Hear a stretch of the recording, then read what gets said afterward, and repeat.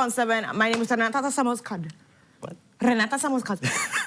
Good morning, everyone. Kevin had to double check. Like, do I know who you are today? Like, what is the name? I'm Kevin Mendes, and welcome to your Monday episode. Thank you so much for welcoming Renata into your space and for starting your week with us. Rena's teasing. What's the proper... Today is an exciting day because we don't have just Jules on the couch with the beef. We have Courtney also. So we're getting like a double whammy, slammy, dammy, all in a one. I don't know how I'll be left after this beef. Maybe wanting even more and more of these to come, or like just hired out on herself and just step on the ground and relax. We don't know. But you guys have to stay tuned for all of that. But what else do we have when it comes to What else do we segment, have? The Belize International Film Festival is upcoming. Today we're going to find out all those details about how you can participate and which films will get featured. Ooh, all that and so much more. But you know how this works, man. Put your comments in the comment section. Make it live, interactive, fun, generous, respectful. Of course. Shall we get to the couch? Let's do Renata. Okay.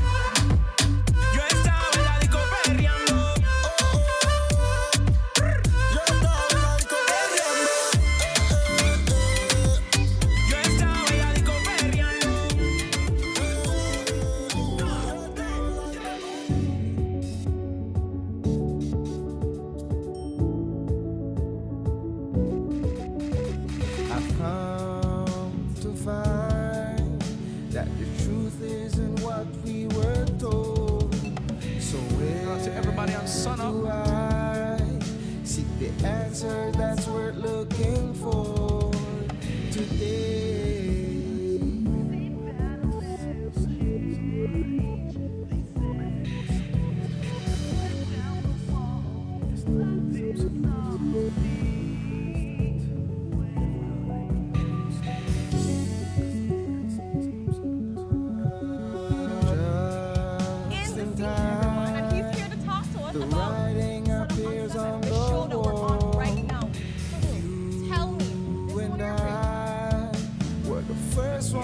And we're going to be talking about the hot shush that has been happening. The world that we see may seem that will never change. They say, but if you tear down the wall that's blinding us all, you'll see the way today.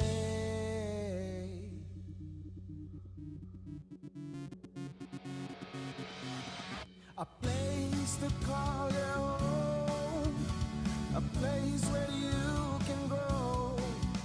Stand by me and we'll take flight. We'll be there at morning's light. I've got you covered on all concerns we share today. You will discover how the world turns each day. When the sun comes. Muy buenos dias, beautiful Sunup on 7 family. Welcome to your Monday episode. Thank you so much for welcoming Renata into your space and for starting your week with us. We're very excited about today's episode because we're going to get a double serving of beef today. But before we get into that, we're going to bring you the weather. That's courtesy of the Belize Met Service.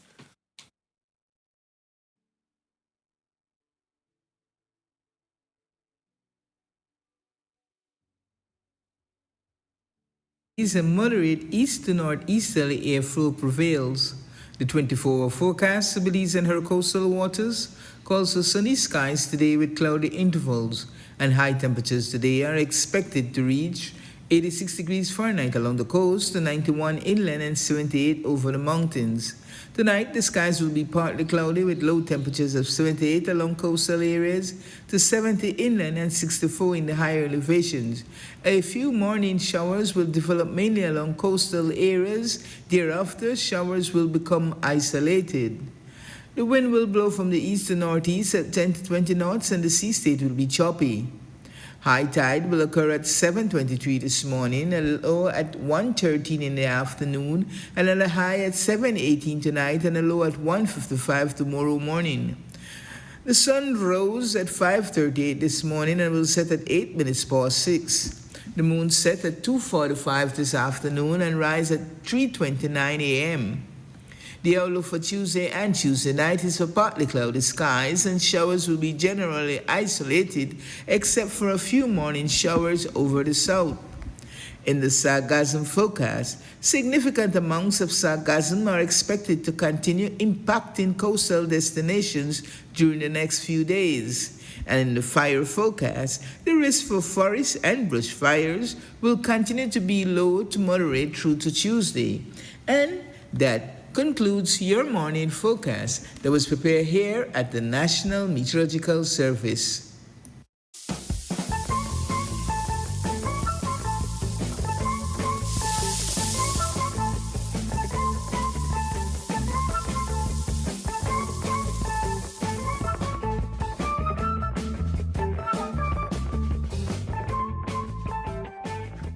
Folks, that was the weather update, courtesy of nms.gov.bz. And now it's time for a double serving of the Monday morning beef.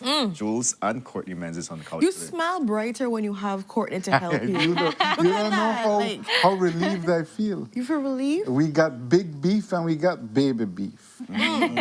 So I don't even know. So how do people to prepare themselves for this? Never You go know, hungry. Never go hungry. Yeah, right? hungry. Starving. I'm expecting a lot of salt. Ooh. Ooh. Salty beef. Well, no, That's what we've got. Are you two salty people? Very. Very. Oh, okay. Courtney I is just very wanted- salty. We know Courtney could be very salty, so you know.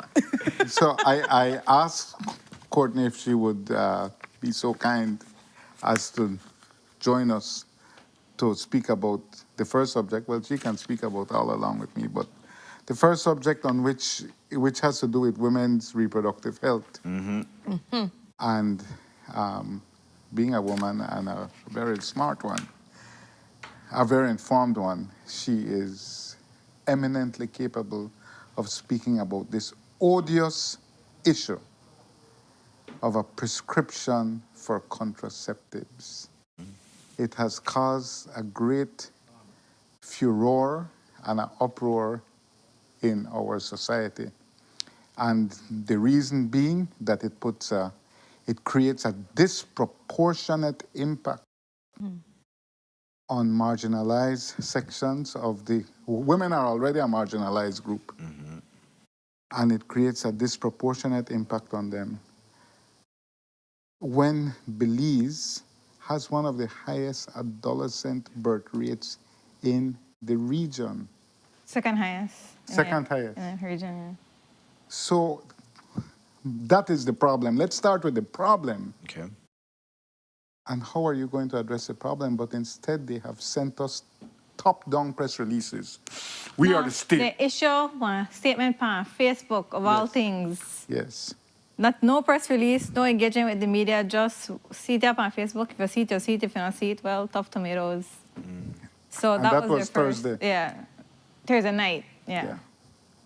And then the controversy roared on Friday, and they issued another press release. Yeah, like just talking about over-the-counter medication. I think what counts as over-the-counter and what counts as what medication do you need prescription for.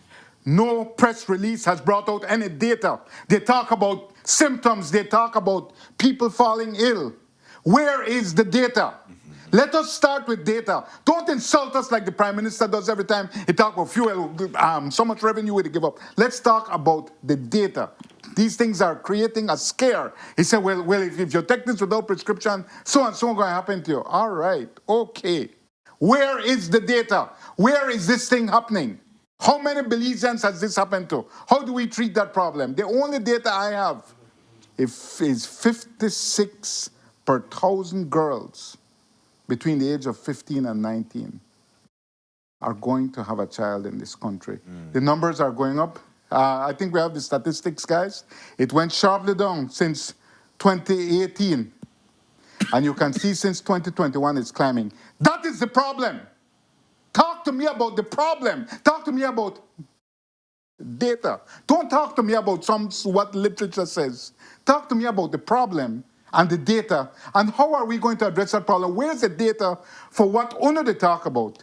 But I will stop, and I will hand it over to Courtney, because she has a much more lucid view of how it really targets marginalized groups, marginalized women or females, young girls. Yeah, like the Ministry of Health, I understand that their motive is to regularize medication, and but in regularizing medication, you can't widen the gap that's already there. You have to fill the gap first. You can't just do a sweeping policy saying, this is what's going to happen over the entire country without addressing the problems and the gaps that are already currently there. So we don't have accessible healthcare or equal healthcare for everybody. We have so many communities that don't have any type of doctor, nurses, healthcare clinics. And I spoke to the executive director for BFLA on Friday. She said that, because we're all thinking, okay, a prescription, a consultation at a doctor's office could be $70. So your $10 birth control now, it's raised by $70 now. So you pay $80 birth control. But we don't consider the women who have to get on the bus for go somewhere, or even women who have to put gas in their car for go my extra place, but having to catch a bus. Then she added on women who already have children, so maybe you have to pay for daycare for them, or maybe you have to pay a bus seat for them, so that's extra money. So she was saying that what was once a $10 packet of birth control now goes up to $200. And after these women in rural communities without any type of clinic, these are the more vulnerable population, and it's all, and I don't even want to say that like it's all the people in the rural community, because even people in the city to move around like that, $70 is a lot of money. Yeah. Lot of money for me. Lot of money. And there are women who don't have a salary, or women who don't have jobs and who have multiple children. Not a lot of money for anybody in this economy, in these trying times. And so, a sweeping policy, and we don't even touch on the topic of women who are abused. And this is a point that Ms. Burke made, that back in the day, or maybe they still do it sometimes, who knows, they had to put birth control in vitamin bottles so that the woman can hide it from her husband, because there are lots of husbands out there who don't allow their wives, quotes, to take birth control, which this is an abusive situation. 100%. Women should have full autonomy over their bodies. It's still happening in many communities. Oh, yeah. Right. And so they had to put it in vitamin bottles. They said during COVID, when people are locked down, you're locked down with your abusive husband day in, day out. How do you get out to access these things? So she was mentioning to me that the Ministry of Health allowed BFLA to go into these communities even during lockdown, and they would have to put the contraceptive in the pantry bags, so that women could have access to this medication, because women, with men who are abusive, and they don't want their women on birth control because they just want low down up a picnic. And so women this is their only means to fight against this situation. She also told me off record of this other situation that she had to deal with, where a woman told her husband she wasn't getting the injection, right?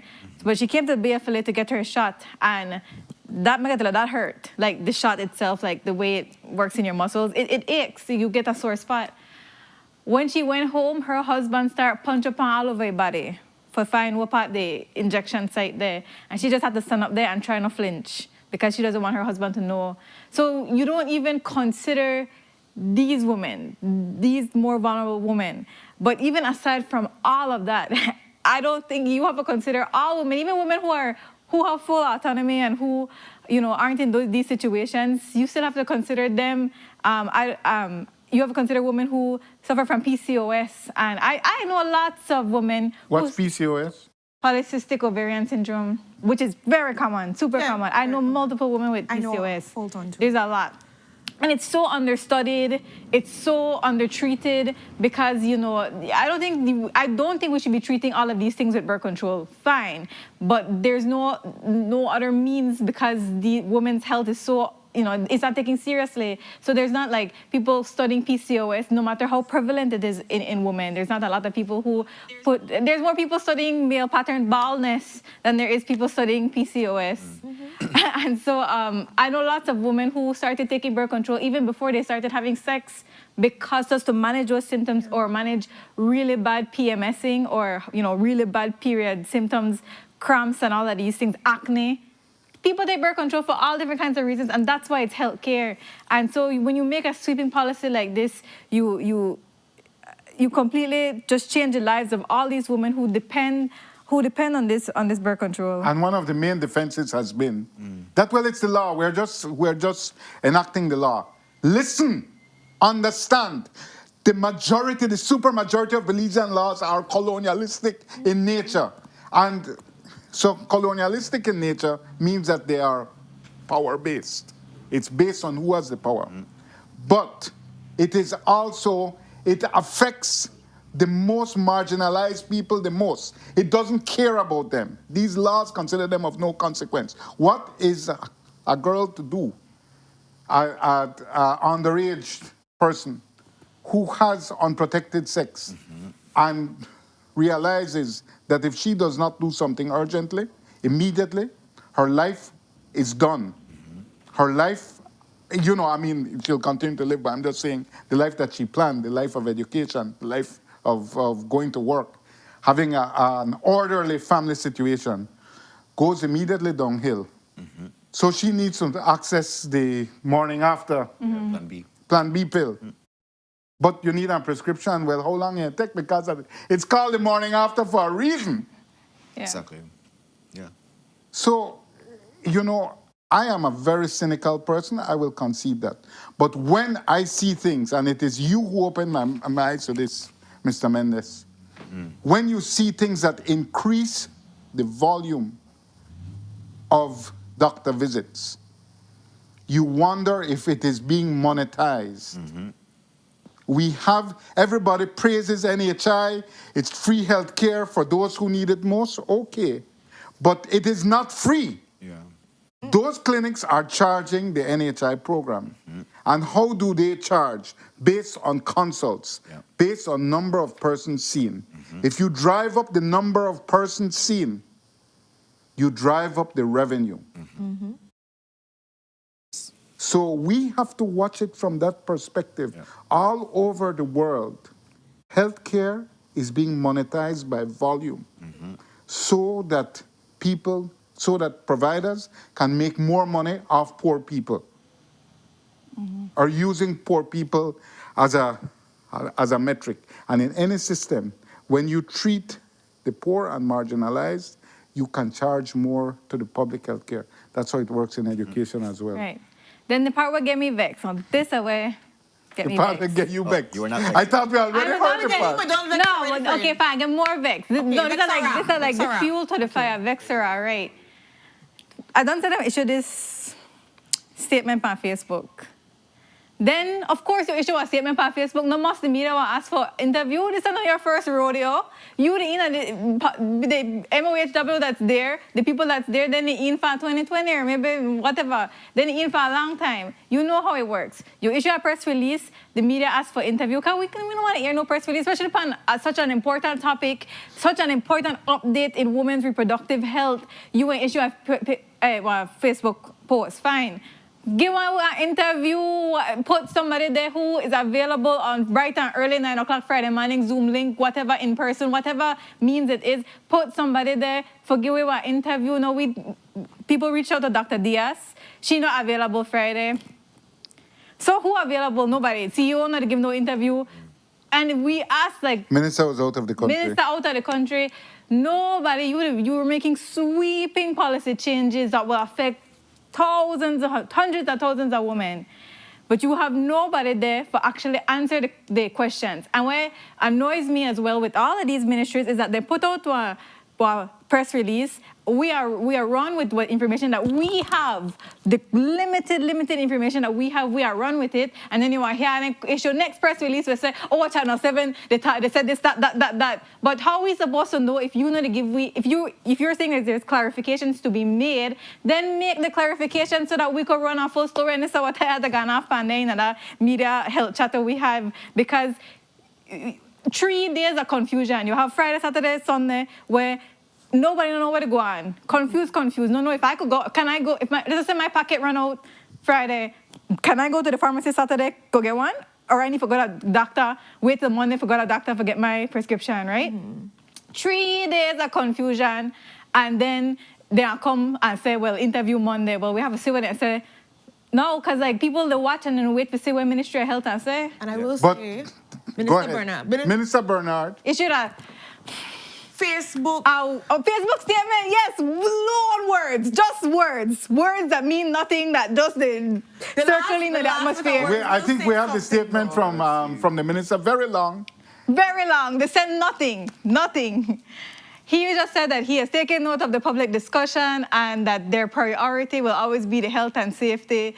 Contraceptives are already widely available through public health system, blah, blah, blah, just a bunch of words. And then he said, okay, we've heard the concerns being raised. But then they're trying to say, like, what? We must also recognize that barriers to access can have real consequences. So, no, then they recognize it. No, after everybody got off on Facebook, then they recognize that, oh my gosh, there's consequences to our actions. Oh my, who would have guessed? Well, a big question that people have is who was consulted in Exactly, what I'm getting to. That's That's what I'm getting to. So they're saying that we had public campaigns. None of us somebody wake up one day and say, we're going to make this decision. They had ongoing public campaigns. And I have seen a post again on Facebook, and I will note that this post has 18 likes and 8 shares. 18 likes. Which, for those of us who don't know, is very few. Is none. Yeah. It's basically zero. It's equivalent to zero. And that post said? That they were going to have a public campaign at Civic Center sometime in January. Now, you can't, but this is the MO of all of these ministries. Put out a lead thing. If you reach, you reach. If you not reach, you reach. Right. You not reach. Then go in a Civic, this big open stadium, and then would have say 5 people there, and then would have say, oh, our job is done. We did our part. No. People are not supposed to fight for be consulted. How was BFLA not consulted? Yeah. And if you want to be able to like meaningfully consult your rights holders, which are women in this case, right? Then you know you're not gonna find them at 10 o'clock in the morning because they're busy doing caregiving roles for some of them or some in there. They don't have the luxury of time to be attending these consultations, right? So it's like, how did that happen? But also like the comment that the Prime Minister's wife made to him as in like, we're wrong with you, She right? not even know what go on. If I can say, like that highlights again, like she's a special envoy for women and children, right? So it's like, even she was not consulted and then she has to tell this to her husband, right? But where's her in the authority as the special envoy? Like she should have also been consulted within the space. So again, it goes like, where did the consultation happen for us to be able to get here in the first place? Right. Well, Minister Bernard's Facebook post, the long thing, if you never reached, you're kind of gone off from. I fell asleep midway. If you're middle of the 5th paragraph, it gets better. It gets better because it's about 7, right? And so like close, like the 6th one. Yeah, the 6th one does say how that after they're gonna Show me the 6th paragraph.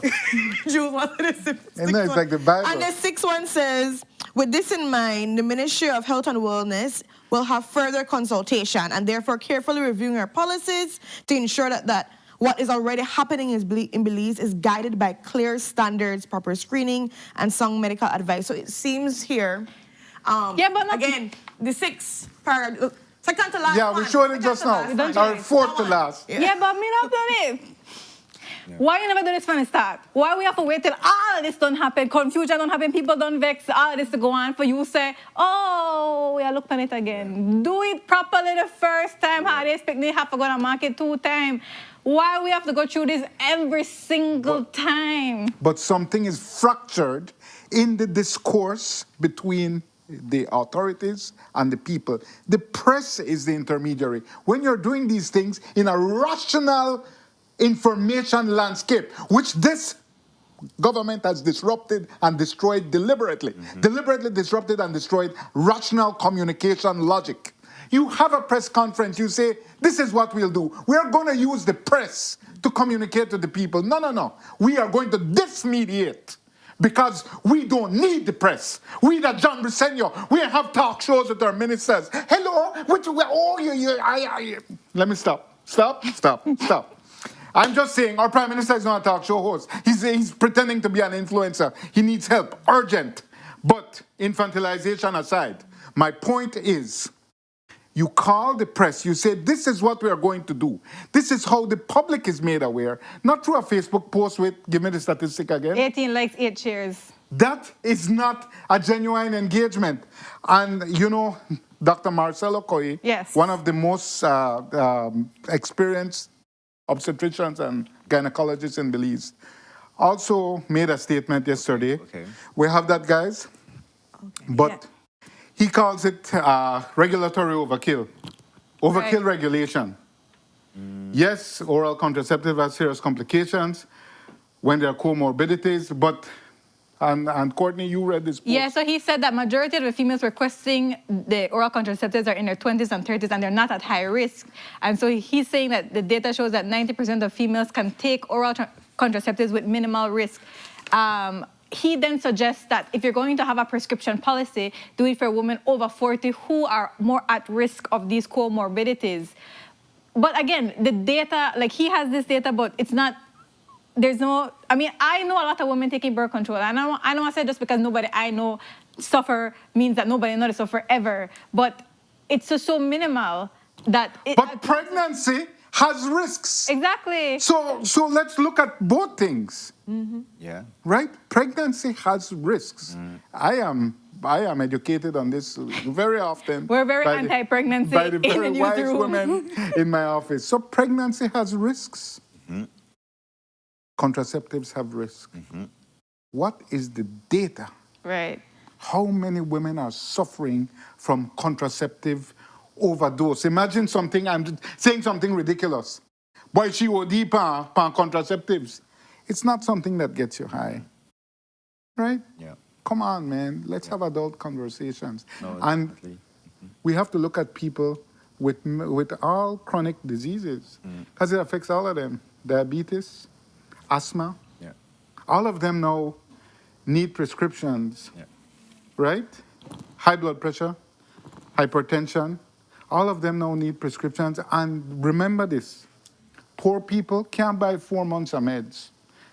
Can't say, doc, give me a prescription. Yeah. I go and buy for 4 months. Poor people can only buy 2 weeks, if they can, at a time. So you are, it's like inflicting those who are most vulnerable, Yeah. right? Because these are the people who cannot buy long-term medications with one prescription. So I think it's a thoughtless implementation. Yeah, and it does analyze the complete landscape of sexual and reproductive health services. And I say this because, like, okay, contraceptive is one of them, and you can say the value of going for prescription, but in terms of, like, what about access? Because if you cannot get your contraceptives, then you run the risk of having an unwanted pregnancy. Right. We know that abortions in Belize are not allowed, right? So more people are going to get clandestine Right. abortions, put their lives at risk. What happens in that Right. situation? That's one thing, Whenever we have comprehensive sexuality education, people are educated about contraceptives, the effects of it, all that it entails, but we do not have that in the education system also. So people are unable to prepare themselves in this aspect. So that's another thing. And then now we have like this barrier to coming because you say like, I have to see a doctor, rather like why? I believe that the pharmacists and nurses, they also have the capacity to educate you about these side Right. effects of contraceptives and all of these things. And right? then each But box now come with they're a like thing. putting you that you have to go see a doctor. And I'm like, the doctors are already like short in time. They have like 10 minutes per person. Now you're going to have somebody coming to get contraceptives, right? Just a prescription. It's like, why aren't you properly navigating the health system when you've trained doctors properly, when you've trained nurses properly, when you've trained pharmacists properly to be able to also provide this information? It's como que it's not a proper analysis of where the landscape is within the health system, right? And one thing that we're moving into is like person-centered care. So like if you're saying people are unable to come to the clinic, then we're gonna have a van parked somewhere, and then you can come and then you can get your prescription, right? There's nothing that is facilitating access to prescription. It's just like out there, like Animal Farm, one new rule, and now you have to figure out how do I navigate my life to adjust this new rule, rather than the system saying, we have a van out there, and then you come and pick up your prescription wherever it is going to be, Right. It's... Yeah. But you said that among the many important things, it's a barrier to access. It is a barrier to access. For those who face so many barriers already, Right. think always about the most marginalized and those who have least access. Rural areas, young women, the stigma. Remember, forgive me, because I don't want to get in an argument with the Christians, but the Christian criminalization of sexuality. Or let me just say the criminalization of sexuality. We see that so many families are in disorder in our society due to sexual excess, right?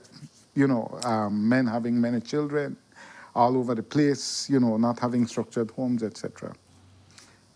But sexuality is a natural thing, and it is stronger in young people. And unless you have a comprehensive reproductive health education where you tell them, listen, it's natural what you're going through, right? And here's how you can handle, you can treat with these things. Yep. But we continue to have a system that criminalizes this very natural urge, and it does not rationalize it. So when you take that as a starting ground, that is why we have 56 out of every 1,000 girls having children, age 15 to 19. That's why, because we do not believe, we cannot, because of this extremely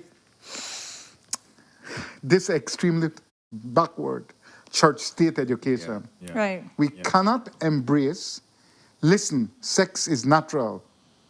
And in the right context, the right situation, sex is good. But you have to know how to manage those situations. And that's where it begins. That's where the problem begins. And then you're going to add another problem on top of that. Right. Yeah. Right? And one has to look at it too through the lens of it's a misogynistic way of policing women's bodies. You are taking away autonomy and a woman's right to her own reproductive health. You have to look at it like that, and you have to look at a declining birth rate globally and think. I mean, I don't want to be the person who's too woke, but you have to look at it like, is this a way of increasing that declining birth rate? Why are we policing women's bodies in this way? But that's just an aside. That's a little Maybe we need more side. police officers and Coast Guards. I don't know. We're gonna go. Did. Yeah, it's definitely a hot topic. There's a lot of conversations around it over the last couple of days, for sure. And the conversations are healthy, but, in terms of these are things we need to talk about, it's just that there's a real situation happening at the same time. And, it's not only contraceptives, as we said, it's all chronic diseases. And it needs to be publicly ventilated and rationalized in meaningful engagement and consultation. We have to move on. We have Yes. to move on. Now let's talk about this major drug bust that overshadowed by bigger questions.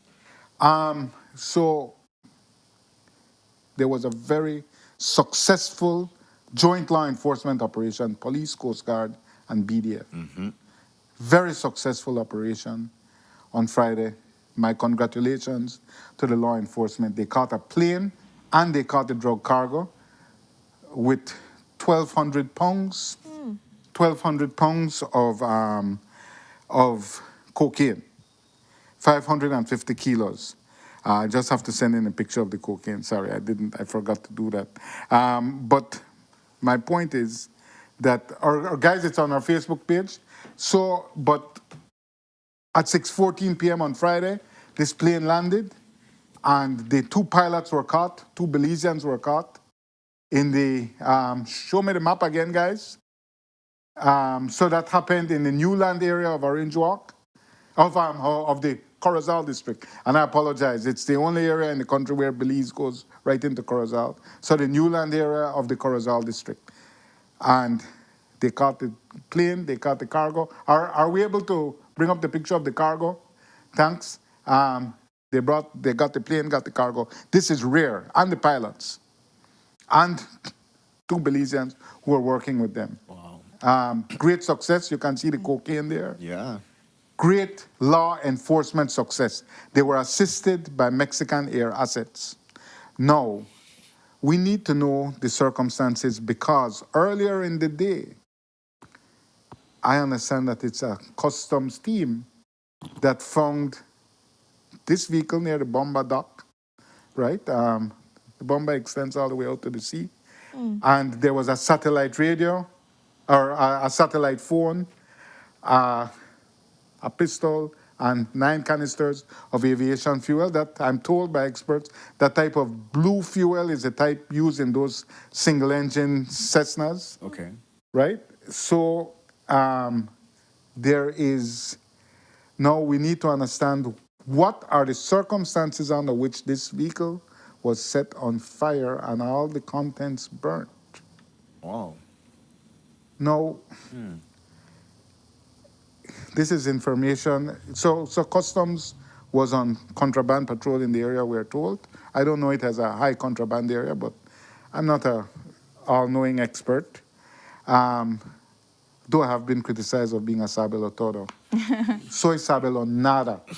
Anyway, but my point is that we want to understand the nexus between that, what happened in Bomba, what happened with the burning. We want to know. Because why?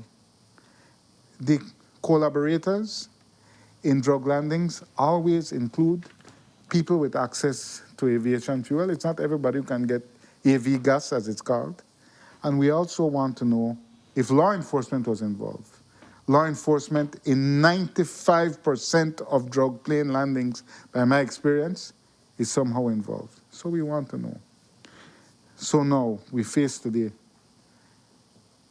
in a rational information exchange landscape, the Commissioner of Police, who has not called a press conference since August 25th, 2025, will call a press conference and will appear with whichever other joint military operative, although police were the point officers on this, will call a press conference and sit before the press and answer questions. Just I don't have any fatigues. Chester would have done have on a BDU, the battle dress uniform. That's, now I understand you can criticize for scenery, etc. But there is an important information exchange. Our society is extremely interested in the movement, the narco operations. Earlier in the week, police had a major success, and every success has a thing beside it, has an asterisk. They intercepted over 1,000 pounds of marijuana at an apartment in Ladyville. One person has been detained for it. He has not been charged, so we won't say his name. But I can say, and I have credible information from multiple sources, which says that at least one customs officer is being investigated for his connection to the apartment where the marijuana was found. Let us understand, even when they catch high-grade marijuana, the most you will see is 15 to 30 pounds. 1,000 pounds of marijuana requires a logistical operation for import, for movement, for storage, for keeping it in the packages unharmed. All of these things, that is not your regular business, right? Yeah. Your regular weed dealer business. It's a higher tier of organization. And we want to know. I understand the police have been very stridently, very vehemently criticized on social media for not waiting until the people come to claim the drugs, right? Not doing a bust or a sting. I'm sure they had their own reasons for it. Sometimes those places might be left unharmed for a month. Yeah. Right? Of course, they could have taken off the extra security that a certain former minister has, and they could have assigned them there. But that is another matter. My point is, there are questions that the public has that the police need to answer. I will wait and see today if our good commissioner of police will face the press. It requires his level of seniority to answer questions. I have total respect for ASP Stacey Smith and her competence. But she is a spokesperson for the police.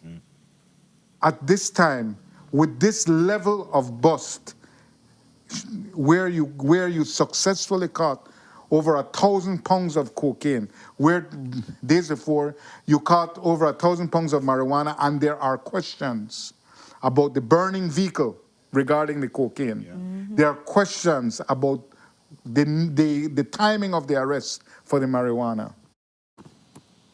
The commissioner of police and the minister of police are required to appear. That is the standard going back to the 90s. I have been covering drug busts since the 90s. When you bust 1,000 pounds of cocaine, more than that,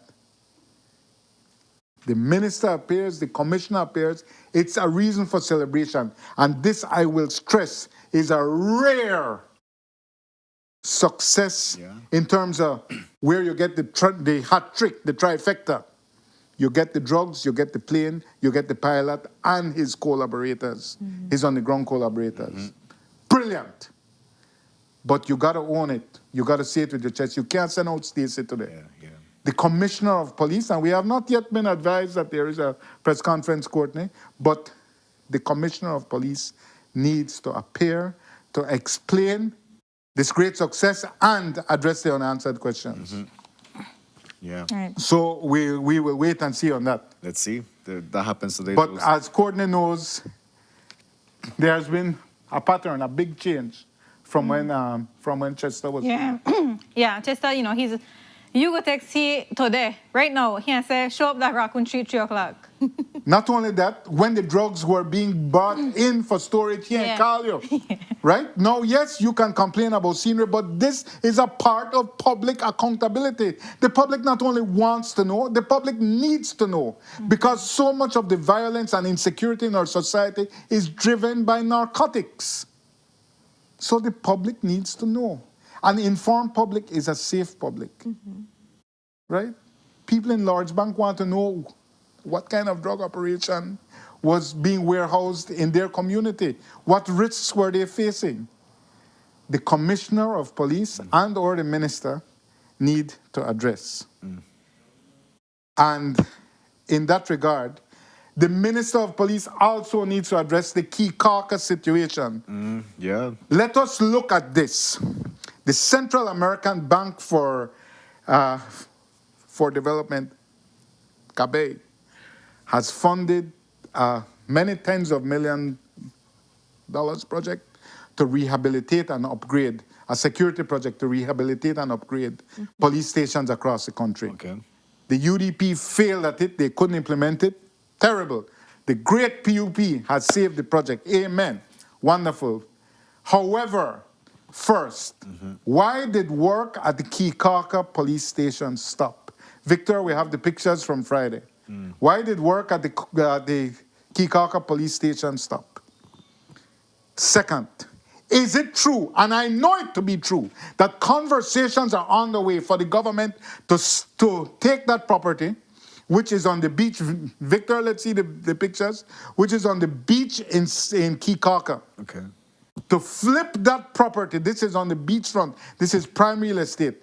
There are conversations to flip that property, and that means sell the property and take the proceeds and spend it on another, I'm told, a 911 center that is on Lake Caye Boulevard in Belize. This 911 center will be, I'll get to it, will be, you know, for the 911 phone calls, but for all the camera surveillances. And it will be for Raccoon Street headquarters to relocate there as well. And you know, that Raccoon Street building is condemned. But Caye Caulker is saying you cannot use our land to monetize your other projects. Right? Don't go find no money elsewhere, because I believe government is saying we have to find counterpart funding. This is what I have divined, because there's been no public information. That's why Minister Mira needs to speak up. I'm not a shy guy. He's not shy for everything, but he's a shy guy when it comes to us.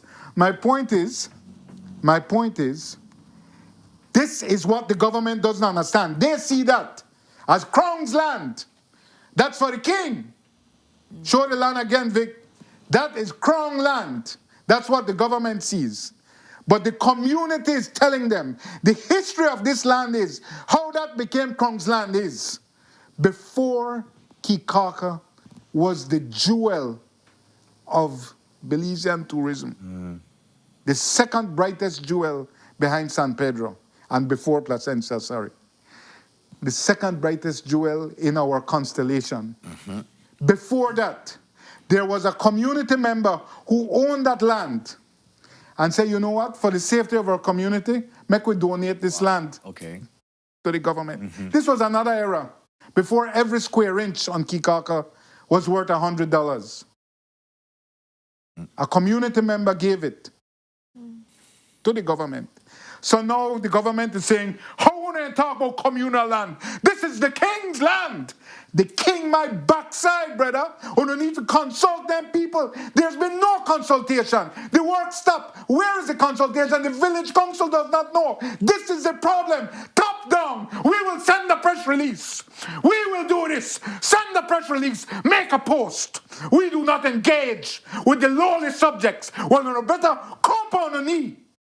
Compound a knee. These people are having a demonstration today. Government needs to get humble. John Briseno, one of his major pretenses is humility. A mega wealthy man loves to be a common man, to pretend to be humble. Amen, brother.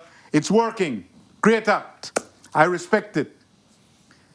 But humility is not an act. It is not pretense.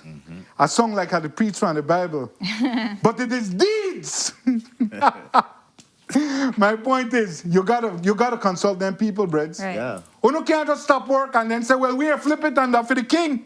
And we move the police station at the barracks. By the back, they got more space there. Now, these are real talks that are happening. But the community, the village council hasn't been advised. Wow. That's why they're having a protest today.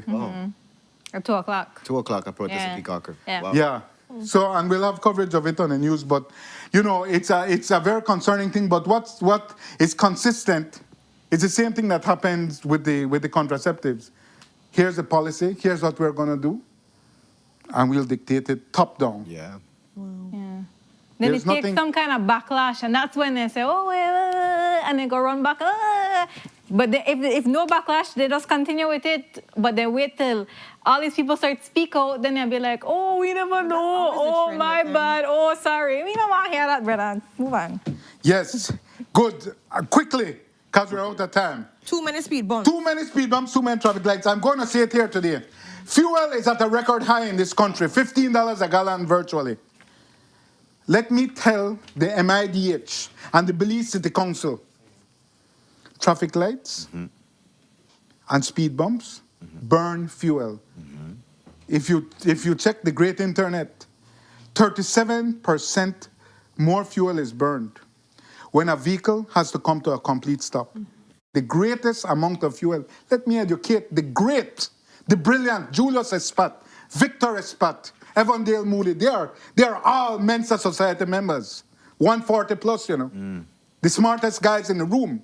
Well, make a tell you something, Breds. You can't continue to put speed bump.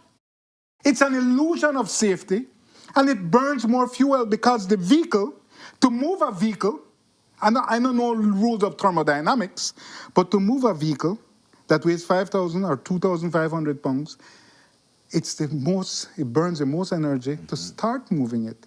Once it's moving, it has momentum, and it's good. You burn less fuel. But every time you have to stop for a speed bump, it increases fuel usage, it increases emissions. It also increases wear on your brakes. Shout out to Westrock who sells, I think they're disposable brake pads. They last a week. Anyway, sorry, that's just my usage. But my point is that's not true. My point is also you damage your front end. Yeah. Damage to your front end, especially for tourists who don't see it and they match up that's more stuff you have to import. Belize already has a gross trade imbalance. I'm saying that we have to be rational in our constant setting up of new speed bumps. I know many communities call out for them. I agree with them in school zones, but we cannot continue to populate our highways with an endless number of speed bumps. It's not a solution. It's actually you're making a problem worse. And with fuel at record high prices, we cannot afford to burn 37% more fuel. We cannot afford to burn 37% more fuel just for vanity or chasing after wind. Regarding traffic lights, Mr. Mayor, who likes to put traffic lights everywhere, a traffic light is not justified in our small little city unless it's a four-way junction.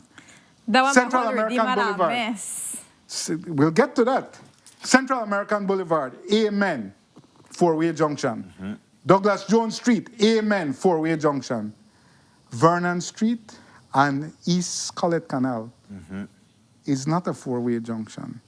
It's two ways. Now I understand on evenings, Friday evenings in particular, because of the buses, it gets very busy. All right. Well, you can't even see that stoplight well because of a post that's around it too. But you see, whenever they start doing, now they want to put one right here, Connor, Dean, and Albert. And that is unjustified. I, who have lived and will die here against my will, I'm the expert on accidents at the corner of Dean and Junction. I've been observing them for 55 years. I am an expert on it. You don't need no traffic light, but whenever you see a municipal authority, which is not in the habit of putting things out to tender, or to competitive bid, whenever you see an irrational thing happen, ask who is making the money? Where is the money in the traffic lights? That is what often drives public policy decisions. Please, Mr. Mayor and Mr. Eliud, no go put no traffic light corner Dean and Albert. It's not justified. It's a low you're not solving a problem, you're creating a problem. You're burning more gas. You're forcing vehicles to stop. You're burning 37% more fuel. Stop. Education is needed. You see all those accidents Channel 7 show up on TV? That has created a lot of education, public education, because people are more cautious. But they're not interested in education. They're interested in the money somebody make on the traffic lights. That is cynical, but that's my experience with public light. So please, the great heads at the MIDH in Belmopan, the great heads at City Hall in Belize City, slow down on the stopping of vehicles. Let it flow. Roundabouts are most desired. I understand we don't have space for that everywhere. But that's why roundabouts exist. They let it flow. Yeah. And people are saying even need a speed bump when you have all of their potholes. You know, Oh boy, we won't go there. We won't you know go. what? Anyway. We won't go there. Good. So we want to a special video, Jules. Special video. We want to big up the one, the only Indira Craig. Indira summited Victoria Peak This weekend. over the weekend. Yes, she went there, and she's not as young as she looks, but she's in tremendous physical condition. Victoria Peak, for anyone who's been there, I haven't, and I won't. But it's a son of a gun. I'll do it too. Yeah, I'm sure you guys will do it. Oh no, and do it.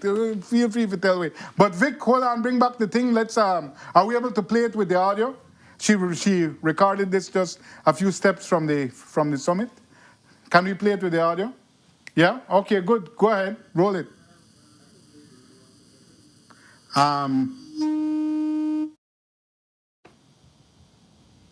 We have it. Well, yeah. So she went on Thursday and she summited on Sunday. Yeah. So roll the video, guys. Bad Victoria Peak. All right. Literally just a few steps from summiting Big Bad Victoria Peak. Saying a pleasant good morning to all our Channel 7 viewers and Sunup family. I thought that this would be really applicable to send in this morning because I don't know if there's anybody at Channel 7 who has done this. So I think I have bragging rights, but more than that, it's my first time. And Eliud? Second time. Second Good morning, time. Belize to the residents. Good morning. Pete? Third time with Squirtle and reprint Old River. I'll make them know who run things. No, who run things. 6 times. Oh no, actually 7. Seven. The mayor, Earl Chop. This has been a grueling experience. I think it makes you question everything, including your sanity for sure. But I'll tell you one thing that it's allowed me to realize, and I think everybody who takes it, is the fact that you really get to see how far you've come from when we started off versus where we are, right? And there was a moment when you first got a view of everything and the emotions just hit me. Couldn't stop crying. It was just such an overwhelming experience to be able to just see Belize in this beautiful way. I'll tell you, Victoria, she's not easy, boy. She's tough, and every step of the way, she's been extremely tough. But, yep, made it. Don't know how I'll make it back, guys. So if you want to send a helicopter for I, please do not hesitate, because this is only half of the experience. Being here, the rest is getting back down. But just wanted to share it. Just wanted everybody to know that, you know, Channel 17 at the house, Victoria Peak. All right, Ali, something pan it for make we know that we've been here. You guys have a great day and a wonderful week, and hopefully I'll be on the news tonight. I'm out. Beautiful. Yeah, that's great. Yeah. Yeah, so Brandon said to make she know that she the first one to do it because he done do it already. So Brandon done do it. respect to that. So Sunup kind of beat Channel 7 just to throw that Yeah, out there. all right. And they bragging, right? But Queen did it. Yeah. So first female, Courtney up next. I'm thinking about it. I'm thinking my friends are going in May, so I'm thinking of joining them. I'm thinking. Prepare yourself. She will do it in a record time. Wait, how much time Brandon do it in a Courtney and do it fast? I agree. You see how she run? Yes, exactly. Silly me now. Yeah. And then, so thanks to Indira for that. And really, I hope you wake up not too broken up this morning. And we look forward to seeing you on the news. I just want to say to the public, today is the last day to submit your comments about the SpeedNet acquisition to the PUC. You have until 5 p.m. I will, without doubt, be submitting mine. And I urge you, whether you support it or don't support it, submit your comment to the PUC. This is a public consultation process. We fought for this consultation, and we have to let them know how we feel about the proposed acquisition. So yeah, that's happening today. So that's the end of the Yes. Yeah. Yes. Woo! That's double a D serving Double today. serving. That's a lot. That's a lot. All I right. said, please your doctor know about what I want to provide a bit for this morning. So now they're going to get their prescriptions for whatever they need now. Yeah. So with that, guys, we've go to our first commercial break. We do have a sunrise to you. Wrong answers only of where this is from. Okay. Where is it from, Courtney? Where is it from, Courtney? Wrong answers only. Wrong answers only. San Ignacio.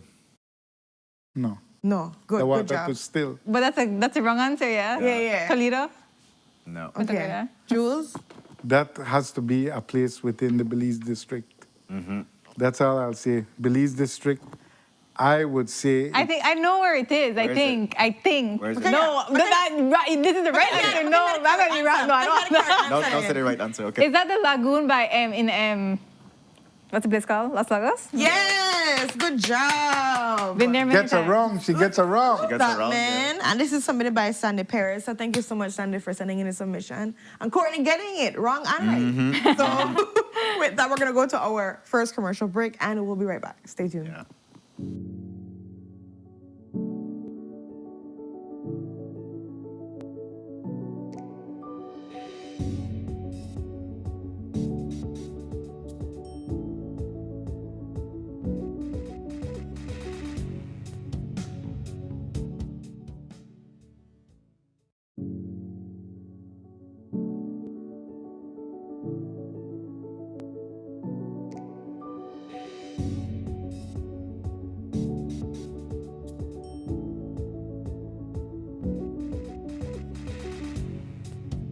Here are some interesting facts.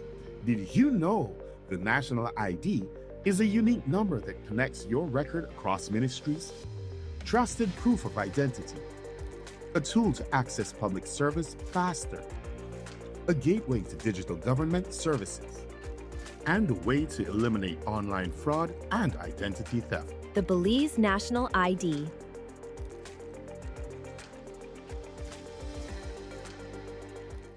Nando's Wholesale is the distributor for the full line of Badia spices, including the original complete seasoning, the perfect combination of ingredients and spices prepared to enhance the natural flavor of your favorite foods. Also, cinnamon powder for all your desserts, fruits, and beverages, and as special dishes. All these are available in commercial sizes or restaurant packaging. Nando's products are available at your local retailer or contact us at 222-5000. From Corozal to Toledo, Nando's is proud to be serving Belize as its #1 wholesale distributor for over 35 years. Welcome to the V Department Store. We are conveniently located on Coney Drive in Belize City. That's right on Coney Drive in Belize City. At the V Department Store, we offer a wide variety of groceries, cosmetics, kitchen appliances, kitchenware, electronics, and more. We've also recently expanded to the second floor to better meet your household and office furniture needs. We now have a wide variety of furniture, home decor, and accessories. We have a shared vision for a comfortable and customer-friendly shopping experience. Visit us today and be warmly greeted by our reasonable prices and cordial staff. The V Department Store. Experience the ultimate shopping destination.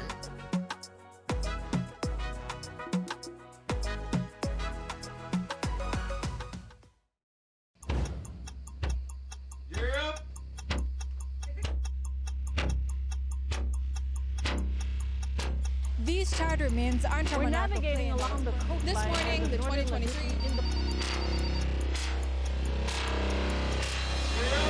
Good evening. Good evening. I'm Sheree Kelso, and here's what's ahead for you on 7 News tonight. We've got details of these and other stories in our newscast for tonight. Good evening. With your news, I'm Indra Craig. Please, you're watching the Nation Station, Channel 7.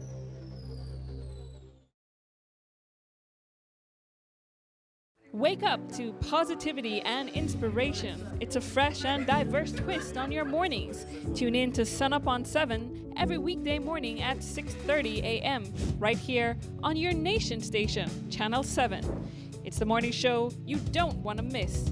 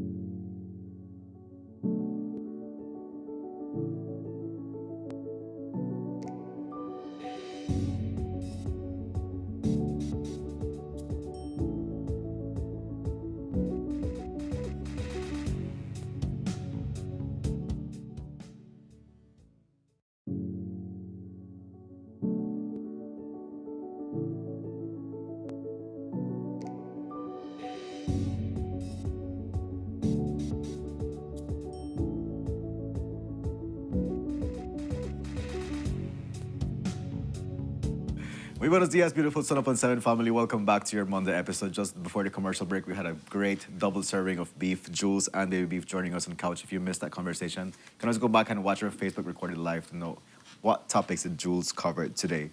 Move on to our next guest conversation. Joining us on our couch, we have Ms. Suzette Zayden, the founder of the Belize International Film Festival. Ms. Suzette, good morning. Hi, good morning. How is your energy today? It's Monday. It's bright. It's ready for the week. 1 to 10, 10 being the highest. What would you put it? About 8. About 8. Okay, That's a great start for a Monday for It's a sure. good start. Yes, yes. And There's a lot happening this it's a lot happening, yeah. And the Belize International Film Festival, we have a special treat coming up at the Banks that we're going to be covering today. But you also have some guests that you brought with us today to to the couch. Could you would like to introduce them?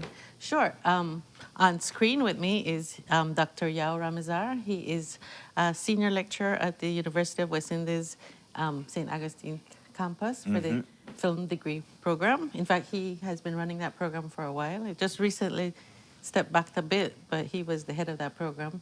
And he has been a friend of the festival for about, I'm going to say almost 30 years as well, right? He has done a screenwriting workshop, one of the early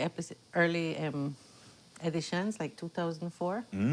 So wow. it's like 20 years now he's been back now. So we have a strong network of filmmakers in the Caribbean that we stay in touch. I love that. So his film will be screening on Friday night called Fortune for All at the Dinner and a Movie event. And he'll be available for question and answer right afterwards. He arrives in the country this weekend. And he'll be running a workshop, which he can tell us a little bit more, on Saturday, a full all-day workshop. Ooh. I think you're...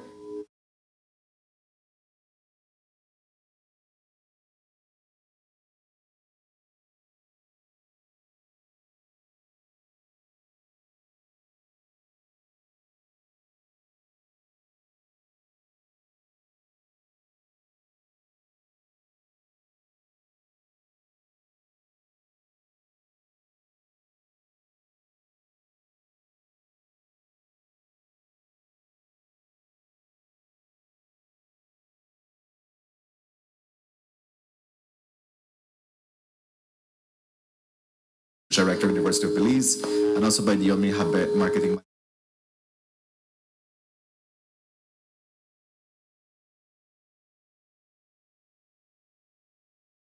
But yeah, so like Dr. Yao, are we able to engage with you now?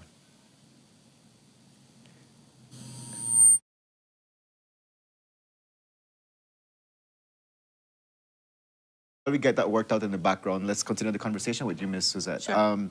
So it's a Caribbean cinema event that's taking place. A two-day Caribbean cinema event. Give us some details about that. Right. So, as mentioned before, this is the second activity within the one-year celebration of our 18 years as a festival. And it starts off with a webinar this Friday, a free webinar open to the public, to the world, to anyone who wants to learn more about Caribbean cinema. It's called Conversations on Caribbean Cinema. It's being organized jointly with the research office of the University of Belize. And we have presenters that will be from 8:30 a.m. to midday, so you can log in if you want to listen. There'll be presenters from the 4 main language regions of the Caribbean. So we have Spanish speakers from Cuba. We have Dutch speaker from Aruba. We have a French speaker from Guadeloupe. And we have Yao from Trinidad and myself. And I think there's another few persons from Trinidad who will be joining us also. But we really wanted to, we've been trying to take the festival, to make the festival contribute to a little bit more deeper understanding of film, and that's why the connection with UB, we're going with the academic. This is like a precursor to an academic conference where people will be giving papers, and eventually we do a journal on Caribbean cinema or within the Journal of Belizean Studies that already exists at UB. But we need to start documenting and writing about the different styles, the history.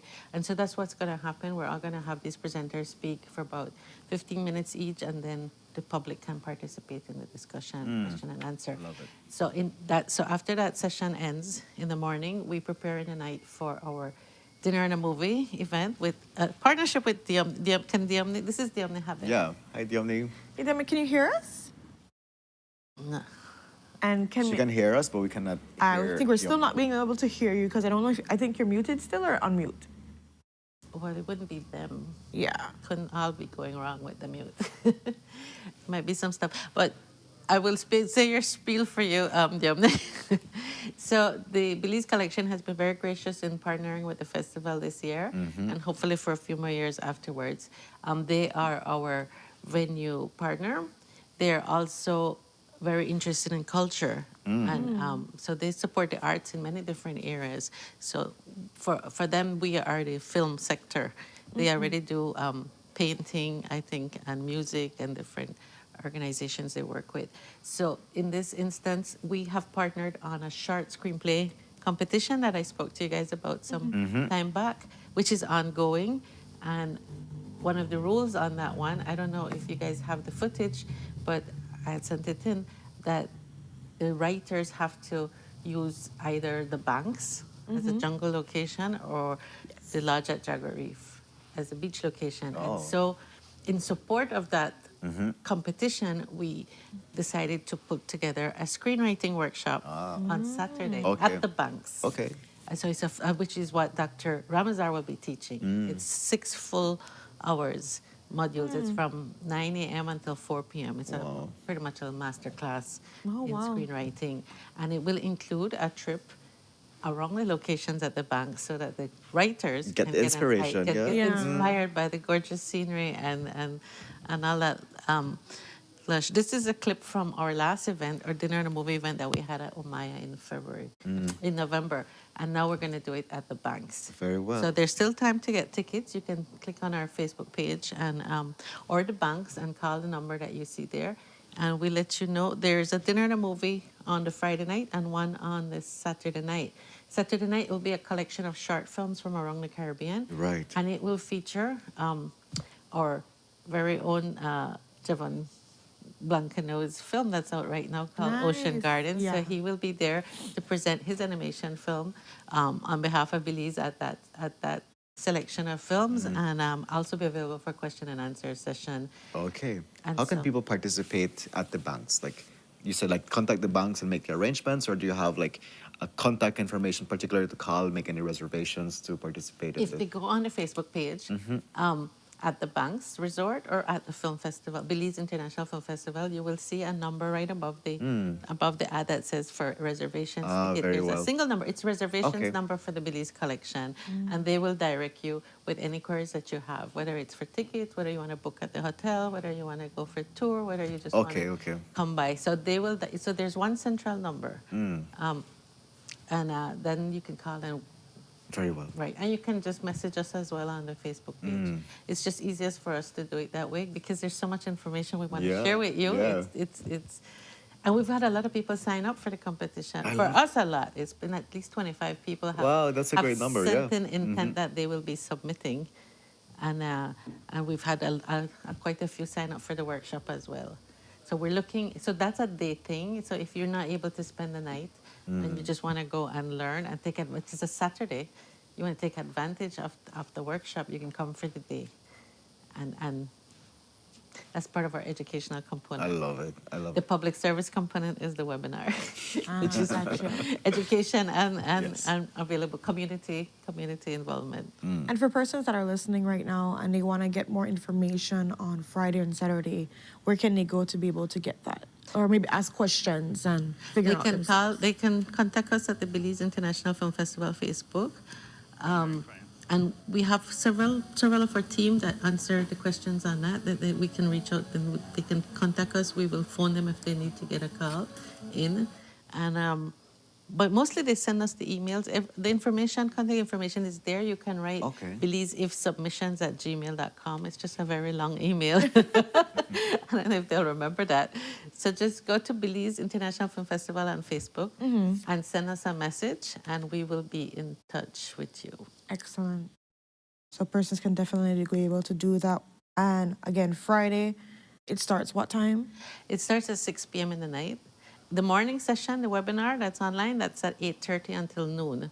The night session, it's 6 o'clock. It's from 6 to 7. You come in, you socialize, you pick up your tickets, your bands, because that's what you will basically you'll be paying for your reservation, and then you pick up your bands, and then at 7 o'clock, absolutely delicious gourmet meal will be served by the wonderful chefs at the Bank Resort. Love it. And a complimentary drink as well comes with your package. And then dinner is served at 7 to 8, and then the movie starts at 8, followed by the question and answer. Nice. So you'll be dining in very Belize's luxurious jungle setting. Yeah, it's a perfect place to watch a movie.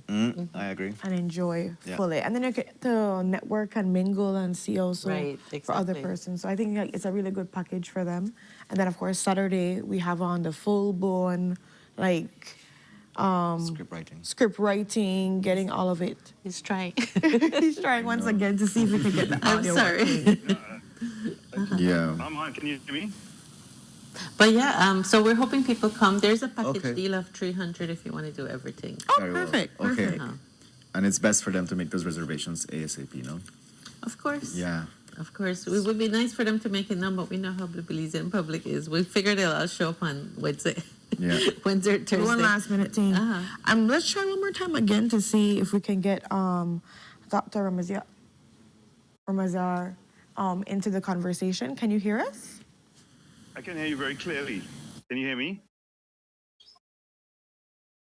Can hear the. Yeah, I can hear you, but can you hear me? But we're gonna see if in the control room they give us the signal that it's being heard. Also, the audio on. Yes, a thumbs up. Perfect. Okay. Very well. So, yes. Can you hear me? Yes. So we're hearing you. I want to say that we always talked about telling our own stories, you know. So, but I want to take it to the next phase, which is, and what stories might those be? So it's about storytelling, the narrative that we are very, very, very profoundly capable of, because we come from the new world. So we have been redefining narrative. But in the older, more traditional arts like writing, we're coming through again with a whole new renaissance in Caribbean literature that's hitting. But now the next phase is film. And as I said, telling our own stories, what stories might those be? When we get to the location, this is perfect because you want to write the world your character inhabits in the beginning of any narrative. And if it's the banks, they actually are in the physical space. So they're actually getting that raw material right firsthand and incorporating it into their narrative. The main thing is now the characters, the compelling characters that the audience, any audience in this world can relate to, can empathize with. And then, of course, the co-leads or the other support cast and characters and so on. Character development is crucial. Final thing I'd say is the most important, language. We used to talk about dialect, and I spoke about the ialect, which a term I came up with to talk about the language equivalent of the visual equivalent of our language dialect. But the linguists now are saying that the dialect is, the term is pejorative. So everything is language. So Caribbean alone has 22 distinct sign languages, much less everybody, the Belizean, the Trinidadian, the Tobagonian, Jamaican, everybody speaks distinctly. And even within our countries, we have very much different ways of speaking according to class and geography and so on. So I want to get very specific on shaping that language for ourselves in terms of it being realism and naturalism, but also reflecting on our tendencies, like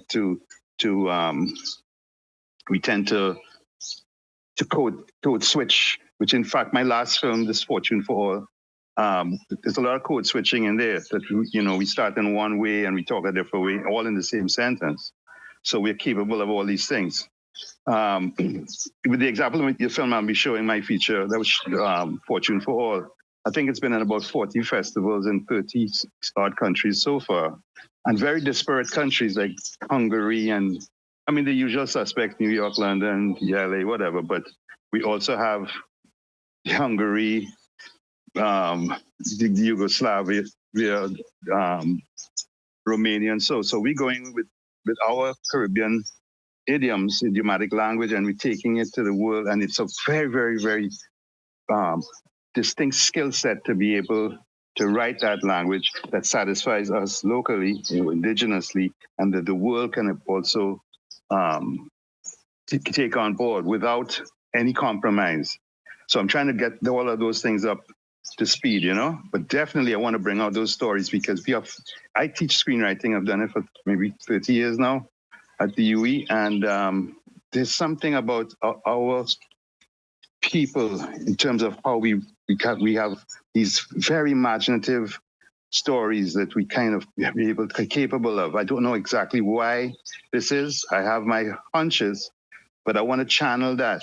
And finally, it's a commercial thing. I don't want to sound crass, but this is actually a money-making thing in the sense that one of the subsets of film and writing and so on. It's actually a professional occupation, and you can get into an industry, and you hone your skills. You're highly skilled, and you end up being a professional screenwriter. Especially these days with episodic television, the wages are comfortable. You have probably a top head writer might be getting to 12 to 15,000 US a week, and it's also one of the most portable, if not the most portable skill set, in that you can do it relatively remotely. You don't need a heap of equipment. You just need your mind, your imagination, and the basic tools to put those words into motion, So I look forward to it. And I think great things are going to happen. Overview of what can people expect from the script writing session that people are going through with you, and also like the value that it brings to the persons that are going to be engaging with it, right? I think that's a great way of saying the fact that they're going to be at the banks, you get to immerse yourself in that space, which contributes to the writing, but the value that knowing how to write scripts can bring for anybody that's thinking into venture in that creative space. Most definitely. Also. Well, that's a key purpose of this entire weekend.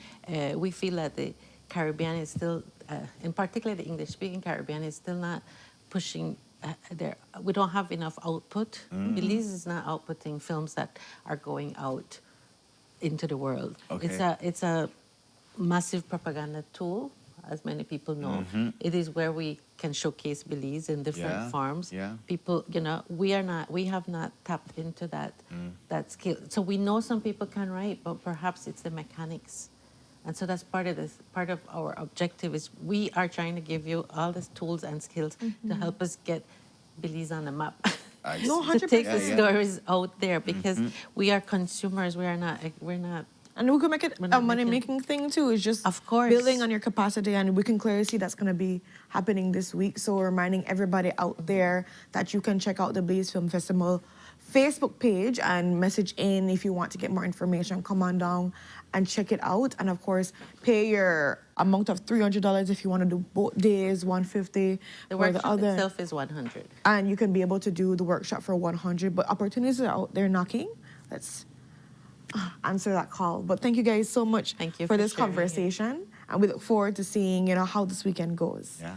And with that, guys, we're going to go to our next commercial break, and we'll be right back. Stay tuned. Here are some interesting facts. Did you know the national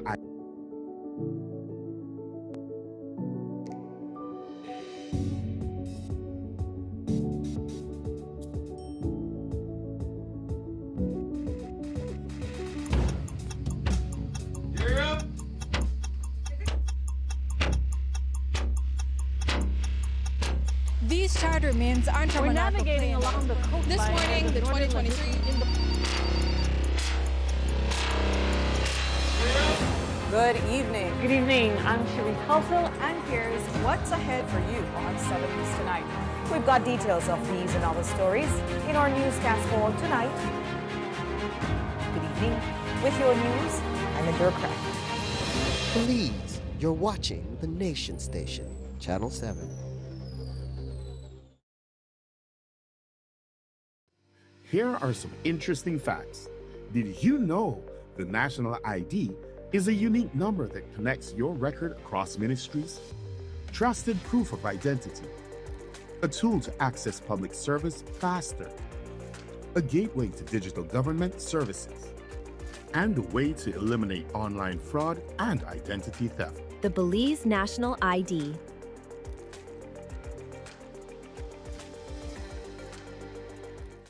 Nando's Wholesale is the distributor for the full line of Badia spices, including the original complete seasoning, the perfect combination of ingredients and spices prepared to enhance the natural flavor of your favorite foods. Also, cinnamon powder for all your desserts, fruits, and beverages, and as special dishes. All these are available in commercial sizes or restaurant packaging. Nando's products are available at your local retailer or contact us at 222-5000. From Corozal to Toledo, Nando's is proud to be serving Belize as its #1 wholesale distributor for over 35 years.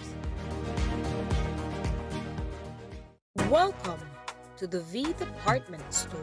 We are conveniently located on Pony Drive in Belize City. That's right, right on Coney Drive in Belize City. At the V Department Store, we offer a wide variety of groceries, cosmetics, kitchen appliances, kitchenware, electronics, and more. We've also recently expanded to the second floor to better meet your household and office furniture needs. We now have a wide variety of furniture, home decor, and accessories. We have a shared vision for a comfortable and customer-friendly shopping experience. Visit us today and be warmly greeted by our reasonable prices and cordial staff. The V Department Store. Experience the ultimate shopping destination.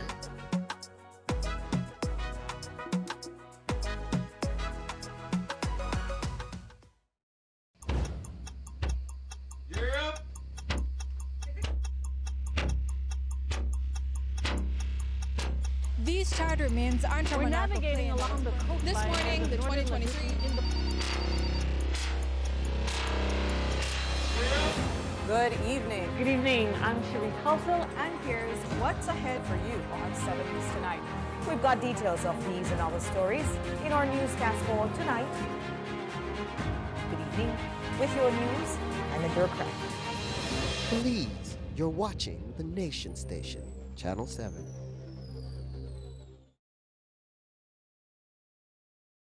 Wake up to positivity and inspiration. It's a fresh and diverse twist on your mornings. Tune in to Sunup on 7 every weekday morning at 6:30 a.m.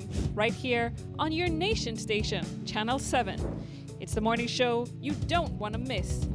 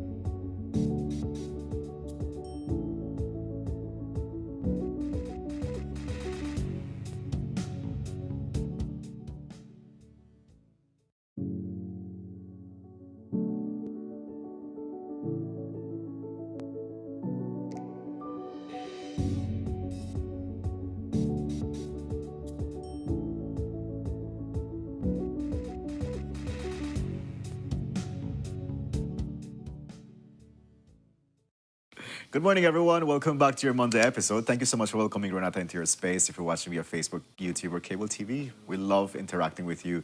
Move on to our next conversation, and today we're joined by Annalise Ronneberg.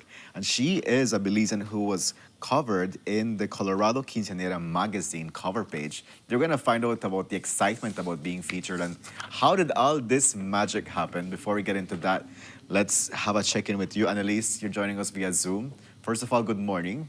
How is your energy today? I'm excited. I'm excited to be here. Congratulations on getting featured in this Colorado Quinceañera magazine. So, Ren, I am sure that you're as curious as I am. Yeah. Find out, how did all this happen? Yeah. Tell us about just the idea of wanting to be in this magazine, but then also how did you prepare yourself and be a part of this pageant? I first found out about this magazine through my mom. There was this casting call at this boutique, and she sent it to me, and I was really excited. So then we met up with Miss Veronica, the lady who was in charge of the pageant, and she started telling me about the modeling classes, but then she brought up the idea of the pageant. And I was like, I want to do the pageant. I was immediately on board to do the pageant. I had 3 months to do the pageant, and we would attend classes Monday and Thursday, 7 through 9. And we would just go over how to walk during the pageant, how to present yourself during the pageant. And the daughter, she tells you how you should like walk, how you should present yourself, how the judges are going to judge you.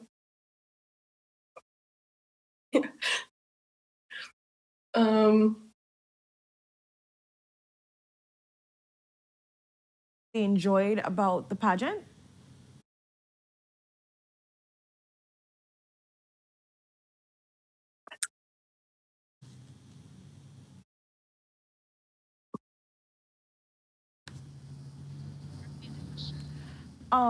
So I was just asking if there was a favorite part that you enjoyed the most about this pageant. I'm not sure if it's your first pageant, but you know, what was your favorite part about entering, enjoying? What was a big takeaway? My favorite part about this pageant was probably how I could bond with my mom. The drive to get to the practice was kind of long, so this gave me the opportunity to talk with my mom a lot that I didn't really have the time to talk with her. We just could talk about a lot of things. I could tell her a lot about what happened at school and how I was feeling during these stuff, and then she could also just tell me and how I was doing during these practices. So I felt like this gave me the opportunity to get closer with my mom. That's so amazing, and I'm glad to see that you guys are able to become, you know, closer through this experience. Now we're seeing some of these pictures here, girl, and they're fire, they're beautiful.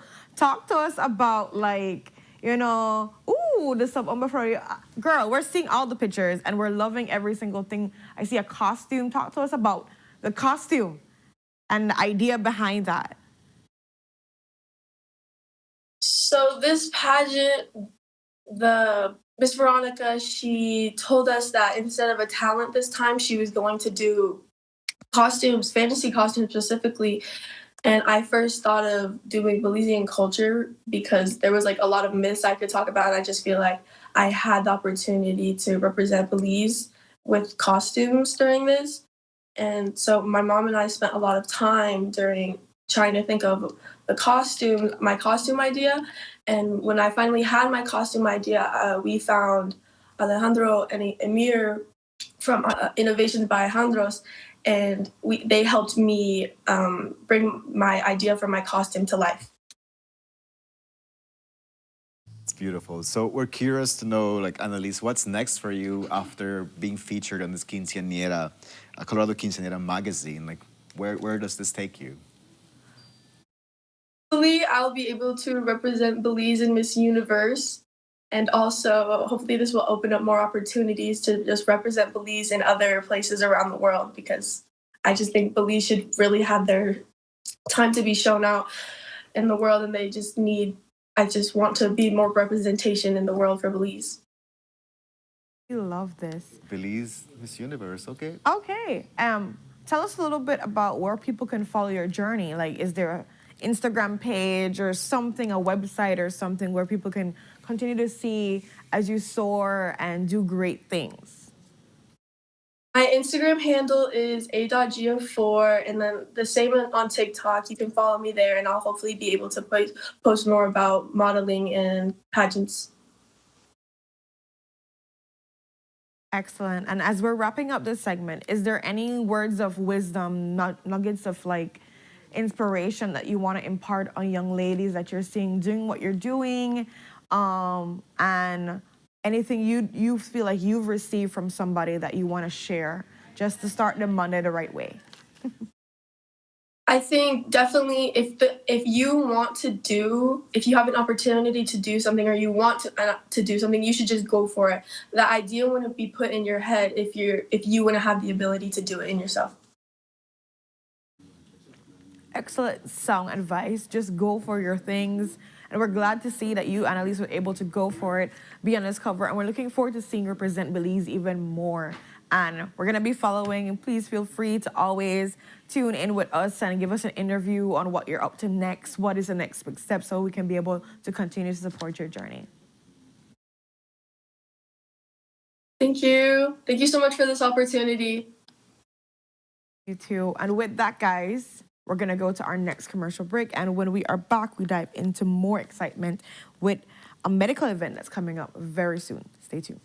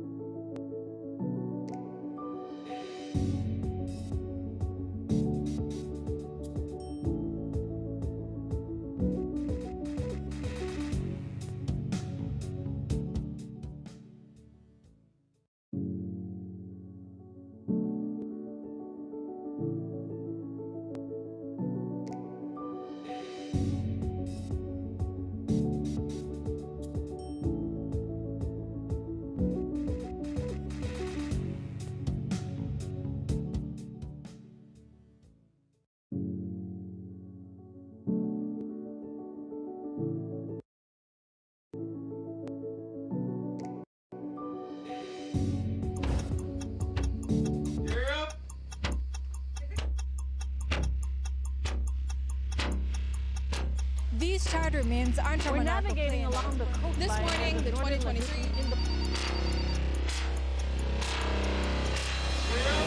Good evening. Good evening. I'm Cherie Caulker, and here's what's ahead for you on 7 News tonight. We've got details of these and other stories in our newscast for tonight. Good evening. With your news, I'm Indra Craft. Belize, you're watching the Nation Station, Channel 7.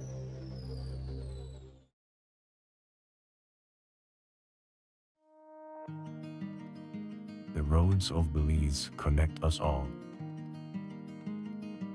Riders, drivers, families, friends. Every day begins with a little routine and the confidence that life's journeys are protected. From school drop-off through the daily grind and everything in between, each with different roads ahead, yet one common goal: to arrive safely. Atlantic Insurance stands with Belize's riders and motorists with affordable protection, support, and peace of mind for the journey ahead. For the roads we share and the lives we protect, Atlantic Insurance is by your side, insuring you from life's unexpected. Atlantic Insurance, insuring you from life's unexpected. Here are some interesting facts. Did you know the national ID is a unique number that connects your record across ministries? Trusted proof of identity. A tool to access public service faster. A gateway to digital government services. And a way to eliminate online fraud and identity theft. The Belize National ID.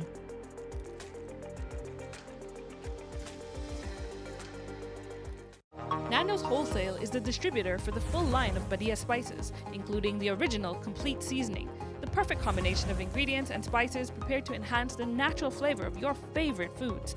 Also, cinnamon powder for all your desserts, fruits, and beverages, and as special dishes. All these are available in commercial sizes or restaurant packaging. Nando's products are available at your local retailer or contact us at 222-5000. From Corozal to Toledo, Nando's is proud to be serving Belize as its #1 wholesale distributor for over 35 years.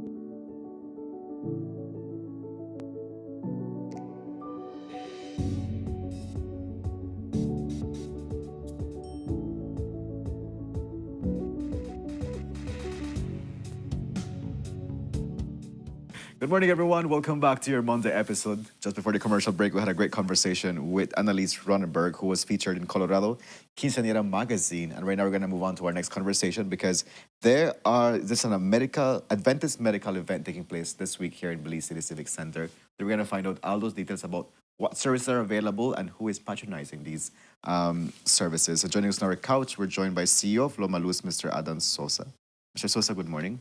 Good morning, Kevin. How are you doing this Monday? Well, it's a privilege to be here. It's a beautiful Monday, beautiful drive from Cayo. All right. And it's a privilege for me to be here this morning. Very well. We thank you so much for driving all the way to Cayo to be here with us for this conversation. Talk about this important medical event that's going to be taking place today. With you, we're joined by Pastor James Brown. Pastor, you are the president of the Southwest Belize Mission of the Seventh-day Adventists. Yes, I am. Pleasure Good to morning, meet you also. Kevin and Renata. It's a pleasure to be here. Thank you and for I making drove the also trip. from Belmopan. All right. So thank you for taking the trip. We always like face-to-face conversations. I agree. Because I feel like it's a little bit more wholesome and you can get all of the nitty-gritty out of it. We've had a conversation about this medical event, so it's to bring people back to like, hey, you marked your calendar, and if you didn't, today. it's happening today. It's happening like, today. The time is here. The time is now. So let's talk a little bit, just in case somebody was living under a rock and they didn't hear the first conversation about what is this medical event. It's a partnership with Amazing Facts. Talk to us a little bit about that. Amen. Now, good morning, Belize. Starting today at 9 o'clock at the Civic Center is our Center of Influence, where throughout this week, from Monday to Thursday, 9 to 5 each day, we have opportunities for Belize to get free medical health care. We have with us over 200 medical personnel and missionaries coming with Amazing Facts team, collaborating with the Belize Union of Seventh-day Adventists. Okay. To impact Belize, to let our Belizeans know that we as an organization care about your health well-being. Yes. And so in these days, you will have access to general medicine, dental, pediatrician, women's health, gynecology, and also pediatrics, where you can have access to these resources in the care of the doctors and the professionals that will be here with us. Excellent. Awesome. And so for persons coming in, you just come with your social security card. Is there anything particular that we need to bring? Now, it's on a first-come, first-served basis, because the context of free offers a lot of people that will want to come in. So you come in and you sign up. You could bring your social security. That's not a problem. But as you come, you'll be screened and to see what level of care you need and which one of the doctors you'll need to see. So all of that will be taking place. Nice. But apart from the seeing the doctors, there's also an aspect, Adam, of preventative care. Well, I give me the privilege to as the representative of La Loma Luz Adventist Hospital, we are part of a worldwide network of healthcare that is under the Seventh-day Adventist Church institution. Across the world, the Seventh-day Adventist Church promotes healthy living. And so we have over 244 hospitals worldwide and over 700 health institutions. Wow. So we do medical care. Over the last year, we attended to over 39 million people across the world. Oh. So this is how involved and how serious we take the health and the care. So as Pastor Brown rightly mentioned, there will be medical care given to all ages. Pediatric care, women's care, we have OBGYN, we have general practitioners, we have dental team. So it's a wide range. But in addition to what Pastor Brown mentioned, there will also be health education. Correct. So basically, we want to help you live different. Here in Belize, we know diabetes as an example. We love our rice and beans, and when we get up late, Kevin, we don't want to leave portion. That's true. We want we need Rice and beans can get right over here. we want, but even though it's delicious, we have to be careful the portion. Yes. Diabetes in Belize is one of the most aggressive chronic disease that we have, and leads to so many other things. Yeah. You have young people on dialysis, and here at Lalongolus we have a dialysis center and see of all ages. So we have to be careful. And part of what intended to be done this week here at the Civic Center is to help us, teach us to live different, to eat different, to drink different. Because if we can avoid reaching the doctor, that is what we are aiming to. A healthier you, healthier family, healthier Belize, it's much better for everyone. Definitely. So part of what we intend to do, apart from giving the care, is also to give that educational aspect to all those who come. Because a lot of the lifestyle diseases that we're facing today can be prevented. Yeah. You know, and education is a key aspect of this. And as a church, we are partnering not only with our local church members, but with the community, with the government, to give knowledge and awareness of these things that can be changed to give you a better quality of life. I don't know if anybody here loves going to the doctors and having to go through medications or injections. No. Nope. You know. So what makes this week special is that, in my opinion, it's the biggest thing that have occurred at the city center. It's large. We have the Amazing Facts mission team. Now, this is their headquarters is in California. Okay. There are over 200 of them coming, or they are in Belize. Most of them are already here. Yeah. Pastor Doug Batchelor is the president of the Amazing Fact, and they're a worldwide ministry. They do a lot of media ministry. Okay. But they're also, you can see, providing help. they will be engaging in evangelistic education, in medical. They will be constructing a church. Yes. They will be in Ladyville, painting schools. Wow. So they're really trying to, they have a wide scope of what they are doing in Belize in helping. So what makes it special is that the Amazing Facts, this is free for all Belize. Yes. It's free for all who is in Belize and can reach the city center. Not only Belize, and anyone can reach city center and be treated free of cost. And it's that is why I see Thursday, it is one of the biggest things that has occurred in the city center. Caring for people free of cost. About how many persons are you planning on, are you expecting to see over the course of the 4 days? Well, I believe that we should see over 2,000 people. You know, we're looking to see at least 400 people a day. Or more, because we understand this morning the line was already long out there. Yeah. So there are quite a number of people already there. And again, we'll be there for 4 days. So basically, we expect to Take see... advantage of it. To see, with the Especially amount when of you people have coming. conversations happening about access and allowing persons to know what their status is, to know, what's going on with their health.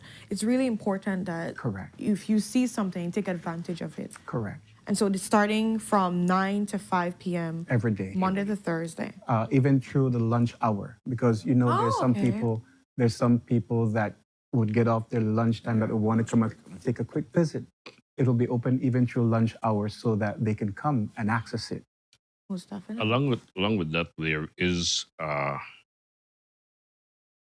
cooking, like competition. Oh, okay. There are people coming with different dish from Punta Gorda to Corozal. Okay. And they will be on samples. You could sample. What is happening again, the education part in helping you learn how to prepare healthy meals.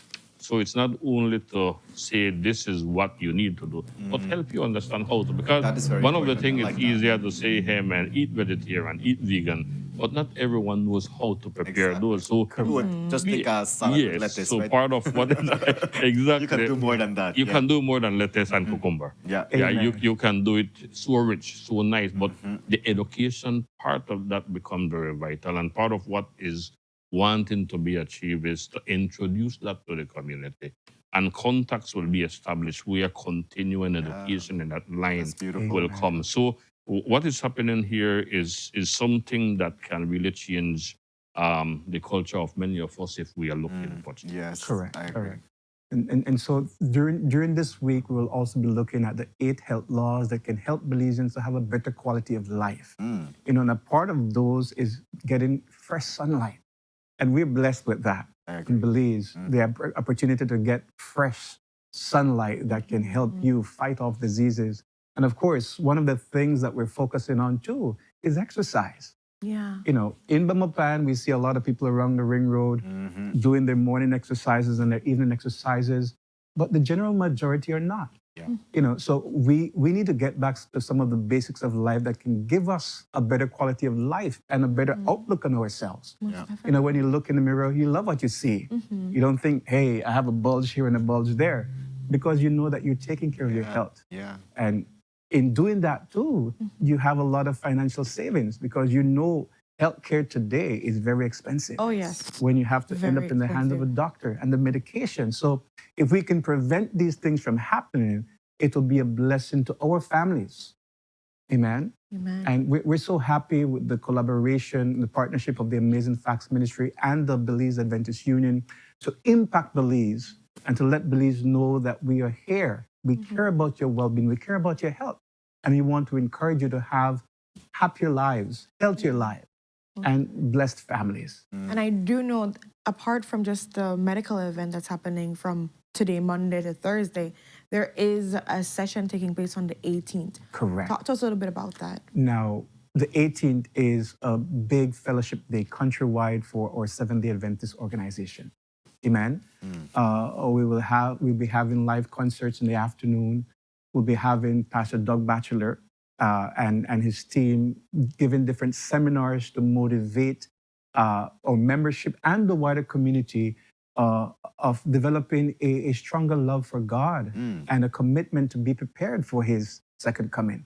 You know, so it's going to be a celebration that we will have at the city center, at the civic center, on Saturday, starting from 9 o'clock in the morning, going all the way in the evening. Wow, so it sounds like people will be able to come for physical health, for spiritual health, for community love, and come out better than how they went to.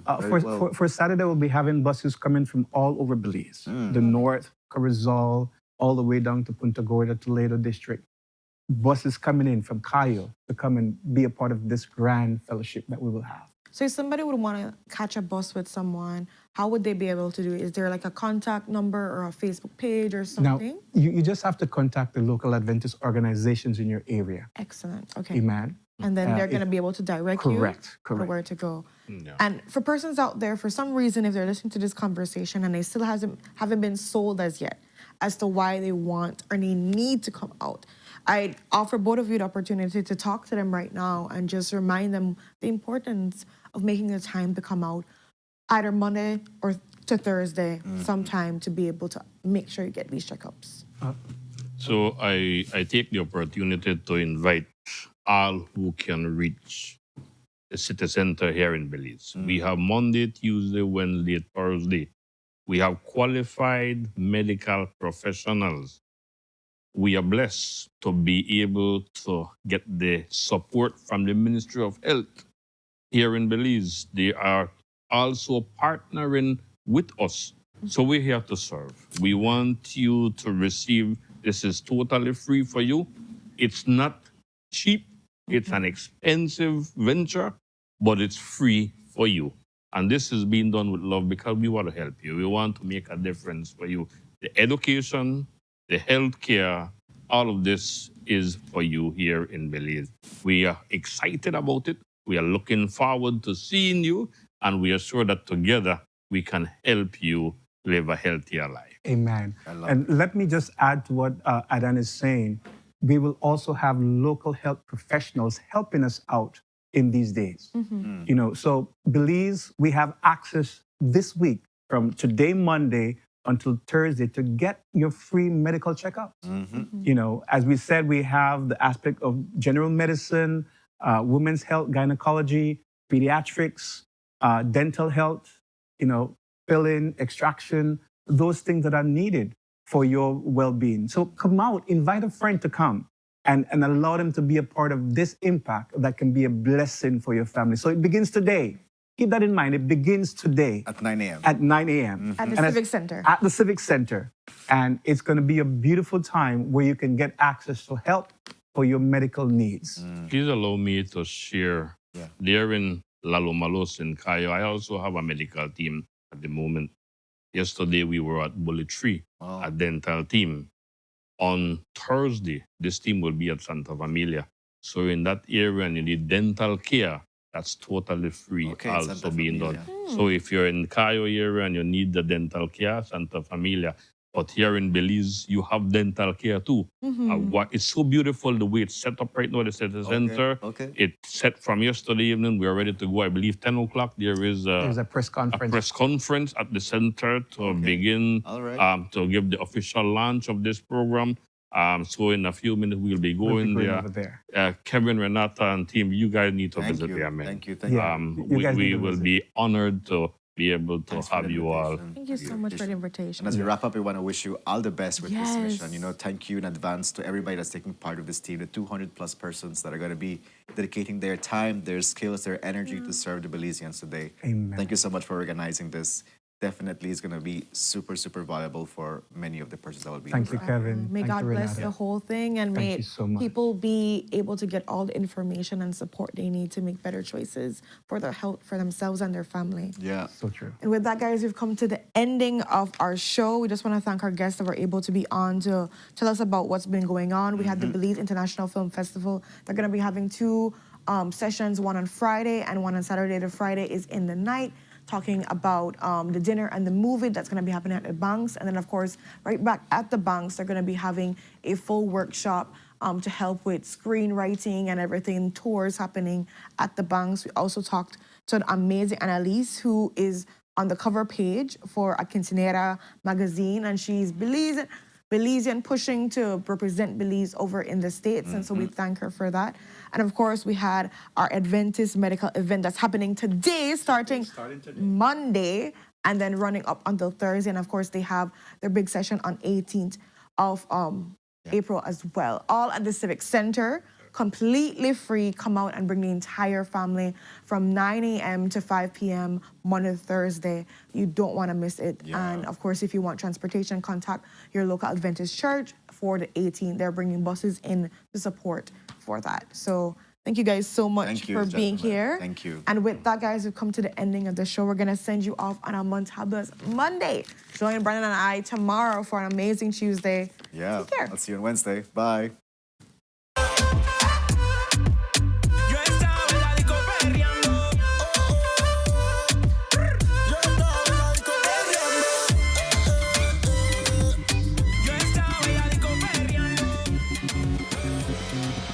A place to call your home, a place where you can grow. Stand by me and we'll take flight. We'll be there at morning's light. I've got you covered on all concerns we share today. You will discover how the world turns each day. When the sun comes up